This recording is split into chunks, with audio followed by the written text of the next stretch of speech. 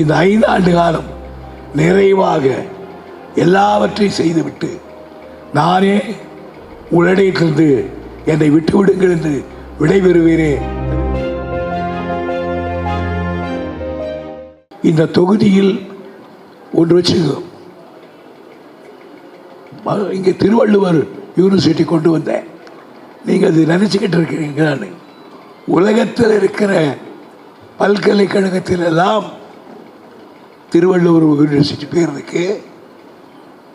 ஆர்பாஸ்போர்ட் university போய் பார்த்தா உலகத்தில் இருக்கிற பல்கலைக்கழக பேரெல்லாம் எழுதியிருப்பான். அதில் திருவள்ளுவர் யூனிவர்சிட்டி சேர்க்காட் காட்பாடின்னு எழுதியிருக்கான்.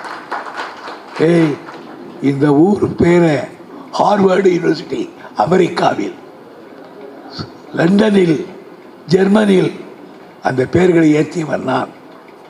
இன்றைக்கு சொல்லுகிறேன், இன்றைக்கு நான் எவ்வளவு நாள் இந்த தொகுதியில் பணியாற்றினேன் என்பதை எல்லாம் இந்த தேர்தல் முடிவில் சொல்லுகிறேன். அன்றைக்கே சொல்லுகிறேன், காட்பாடியில் தான் அதிக நாள் வெற்றி பெற்ற ஒருவன் இருந்தான் என்பதை அகில இந்தியா ரெக்கார்டிலே போடுவோம்.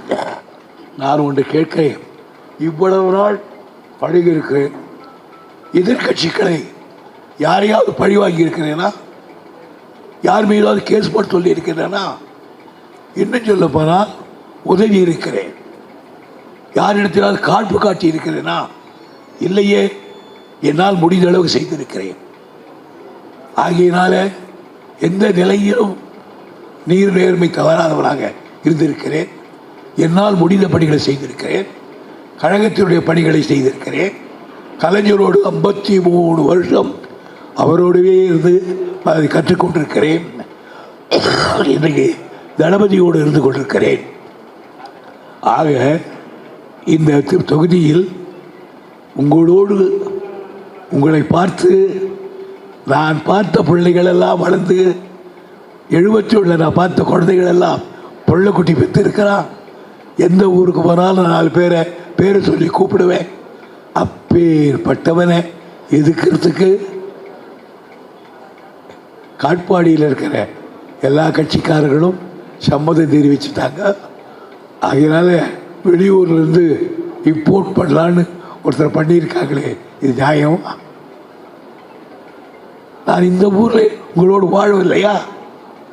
ஆக எல்லாவற்றையும் நினைத்து பாருங்கள். இந்த தொகுதியில் இன்னும் செய்ய வேண்டிய வேலைகள் நிறைய இருக்கிறது. இந்த 5 ஆண்டு காலம் நிறைவாக எல்லாவற்றையும் செய்துவிட்டு நானே உங்களிடத்திலிருந்து என்னை விட்டுவிடுங்கள் என்று விடைபெறுவேனே தவிர மீண்டும் நிற்க மாட்டேன். ஆகையினால் உங்கள் அனைவரையும் நான் இந்த முறை இதுவரையில் எப்பொழுது நான் அப்படி பேசியது கிடையாது. இன்றைக்கு நான் நிமிர்ந்து பேசியவன். ஆனால் இன்றைக்கு வணங்கி பேசுகிறேன். எல்லோருக்கும் என்னுடைய வணக்கத்தை தெரிவிக்கிறேன்.